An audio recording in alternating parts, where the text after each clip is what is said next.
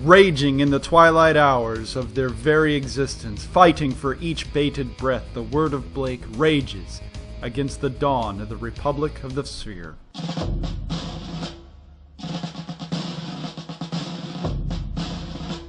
Do not go gently into that good night, my patriotismos, as the word of Blake is bringing a C3 network with a Shiva to redeem himself, and coming up against him is the Coalition with a Daishi Prime and a Ryokan E with ATMs.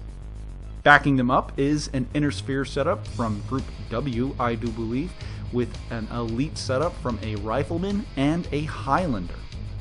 This time we're using a card initiative system that we had decided to use at the game because we thought it was kind of a neat idea.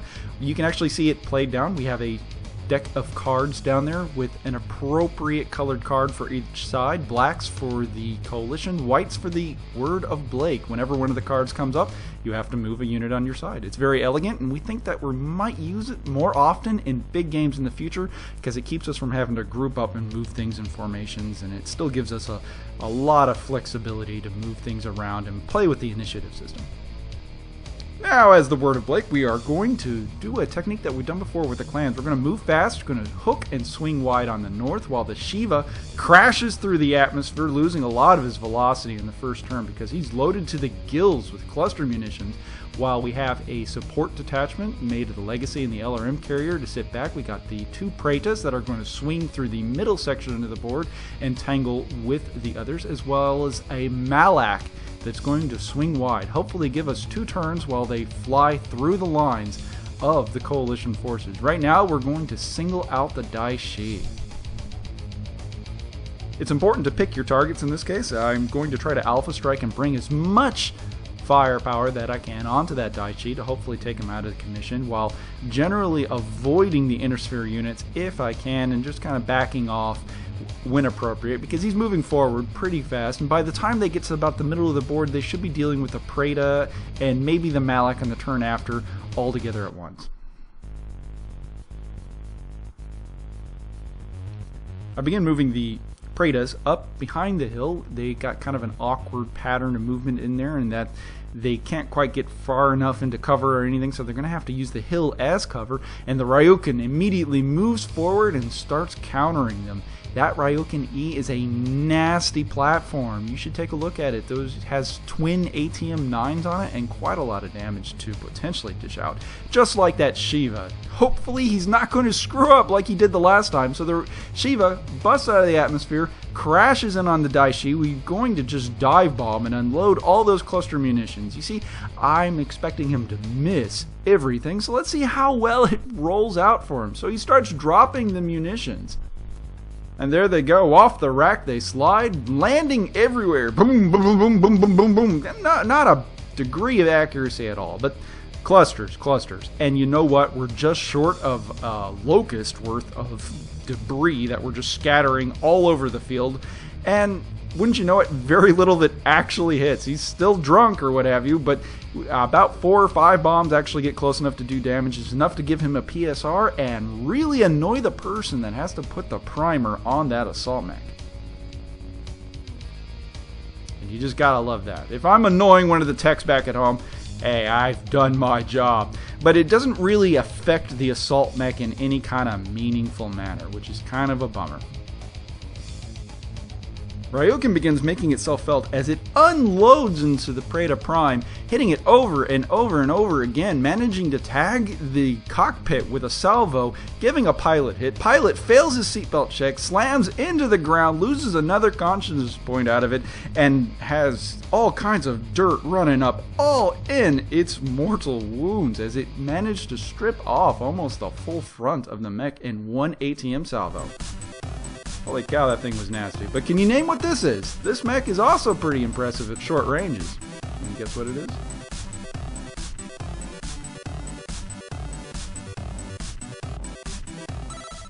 Hey guys, my name is Gus, and I run a miniatures and wargaming channel called Color of the Gods. On my channel, I specialize in high-end display standard painting, which includes both tutorial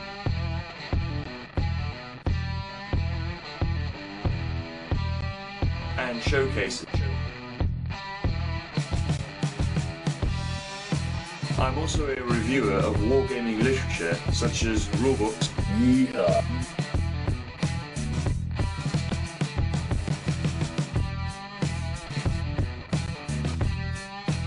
And of course, product review. So join me on my channel for fun, randomness, and top-end brushwork.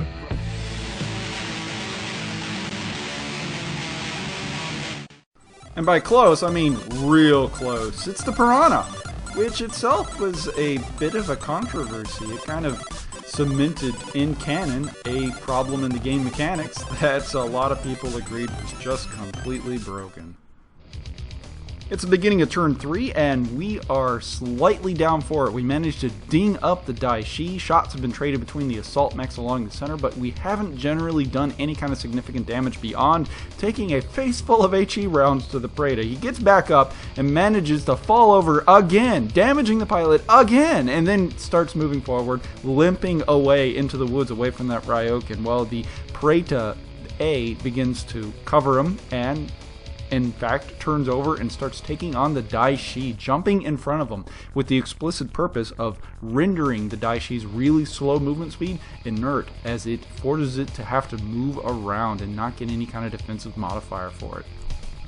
Now, some of you might be asking, is movement blocking like that cheesy? Yes, that's cheesy as hell. Malak gets in on the action since they decided to push the Daishi further down the initiative track. The Malak moves in and corners it in even more, getting back shots and forcing at least really short range shots against the Daishi. Daishi decides to take it on the face and stops to stand and deliver. Ryokan, however, decides to seek the blood in the water and heads after the Preda that it had brutalized the turn before and runs into the woods to try to take advantage of its damaged state. And once again, crashing through the clouds, the Shiva screams onto the field, unloading every weapon it has, weapons free, LPL, LPL, LPL, all the large pulse lasers, even the AC-20 into the back of the Daishi. The Daishi takes it like a champ and manages to actually live through it. Even though we opened up a couple sections on the back and put it into forced withdrawal single-handedly, it didn't put it down. This is going to be bad for the Shiva pilot because now he decided to intercept the pilot as he was passing by, getting rear shot after shot after shot. With a threshold of 4 or 5, just about every weapon on that assault mech monstrosity is going to give the Shiva pilot something to concern itself about. Now, we're using the advanced rules for the lawn darting of that aerospace fighter, but it's still really, really nasty. It ends up taking several hits to the engines and the aft quarter. It takes one actual crit to the engine and causes it to fly off the board. It's going to fly back to its home base to get that thing checked out, and it also manages to take several piloting skill rolls to avoid lawn darting despite the advanced rules, and he passes 1, 2, 3, almost 6 PSRs to keep from falling into the ground, and fails just one of them. He's at altitude 2, rolls a 1, so he manages to go nape of the earth and cower on his way back to home base. Ryokan once again caught the Preda in the woods, brutalizes it again, hitting it over and over again in the sides, nailing the pilot again, causing him to fall over. He fails his seatbelt check again, and now he's sitting on a 10+ to wake up. The pilot is unconscious. The Gauss rifle detonates on the Daishi, causing it to fall over, and the pilot in the Daishi passes out as well, leaving it at the mercy of the Preda and the Malak that are leering right over top of it. But as much as I would love to actually see the Daishi permanently put down, I just don't have the time for that. I can't dedicate those 2 mechs to actually take care of it, so I let the Malak take care of it as the pressing threat exposes itself as the Ryokan begins moving away from the unconscious Preda and starts lunging at the LRM carrier and the Legacy. I can't take all of that on at once, not the Rifleman, not the Highlander, and the Ryokan at once, so I've got to divert. The mediums begin turning around and heading back as much as they can, or at least the Malak does, by buying time, leaping through the woods and crashing behind the Highlander to start getting back shots on it. But that Highlander has a lot of armor. It's going to take the Malak just a little while, but we can influence his movement decisions as much as we can, while the Legacy and the LRM carrier begin distributing very effective fire against the Rifleman. Finally put it down after 2 consecutive turns of concentrated fire on it, managed to core out the internal structure on the left side, I do believe. While the C3 network is paying dividends in this game, managing to keep a lot of the two-hit numbers at around 6 or 7, they managed to get the shots that count as the coalition forces managed to rain home a PPC shot to the head of the Legacy. Unconsoled rage ensued as he fell over and just barely managed to not kill himself. The Legacy almost took a dive on the first significant hit it took in the entire game. With the loss of the riflemen for the coalition, they are actually in kind of a finicky position. We've taken out a significant asset for them and we've slowed them down, but they still have the Ryokan E right around the corner, threatening the LRM carrier, leaving the Word of Blake in a compromised position. Thankfully, the Legacy doesn't pass out, unlike the Preda, which is still asleep out there in the woods somewhere. The Malak manages to do quite a bit of damage to the Daishi as it's unconscious and shut down right next to him, but it doesn't manage to take the leg off despite hitting it with just about everything that it can. So drop a turn 5, and we are still in a position that is somewhat compromised as the Word of Blake now needs to continue trying to influence the movement decisions of the coalition forces while the Ryokan is all up in their face.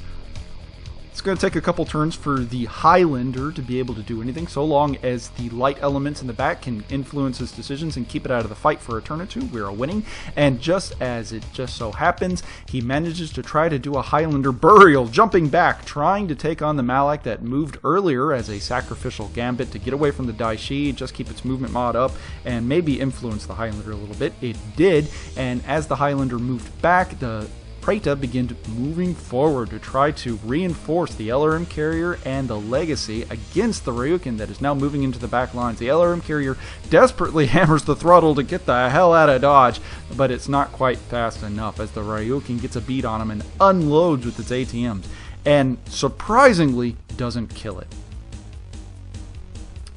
Thankfully for the Word of Blake forces, the Ryokan has got ammo issues, as even though it's able to kick the Legacy and put it down, it's got bigger issues in the long run. It's got heat issues, it's got ammo issues, and it can't afford to stay there long. The Highlander has to pull back with the coalition forces to help them, otherwise he's going to get overwhelmed as the Word of Blake continues using their superior speed and the C3 network to influence the direction in which the coalition forces are moving.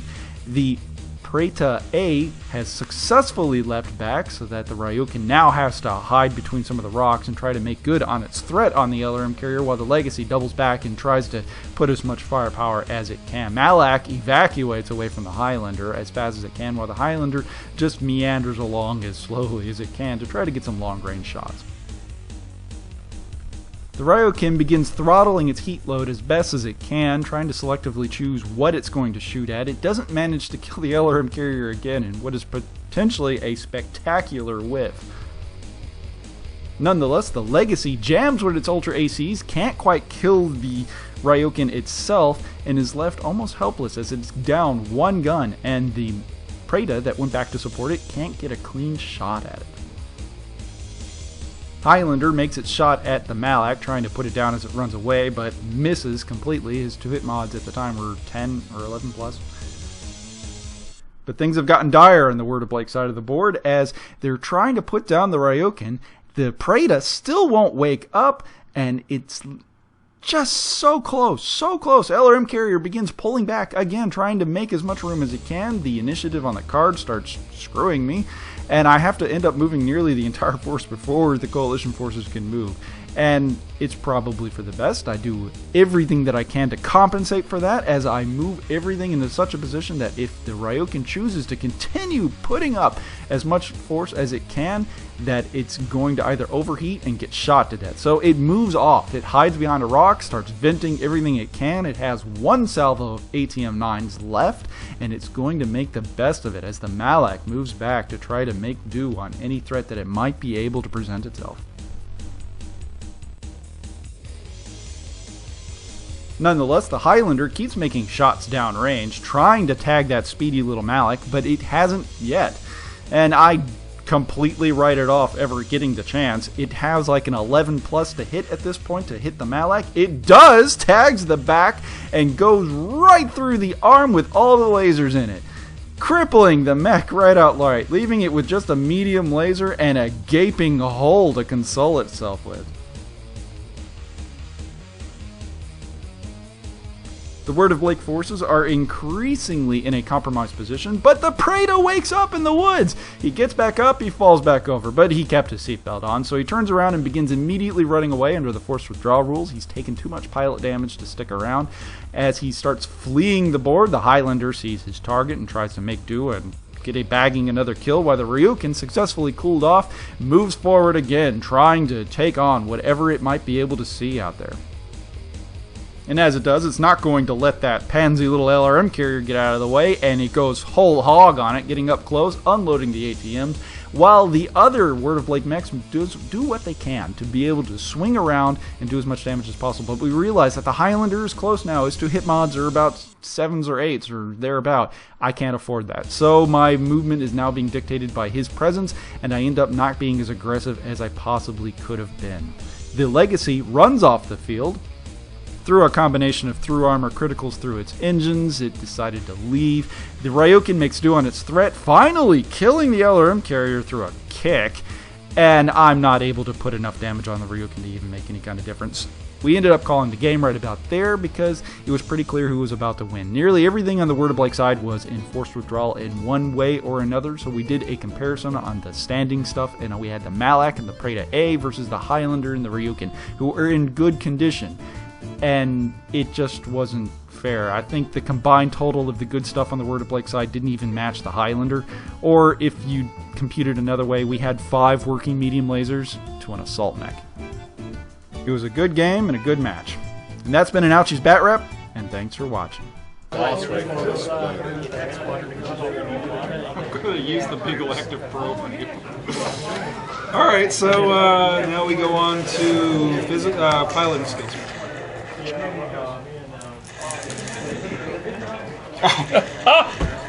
Don't hit the head. Do not hit the head. Location? Face first. Here comes the next 2 ones. No, wait, Tour 12. Tour 12. Tour 12. Tour 12. Cock dice. Try it again. Tour 12.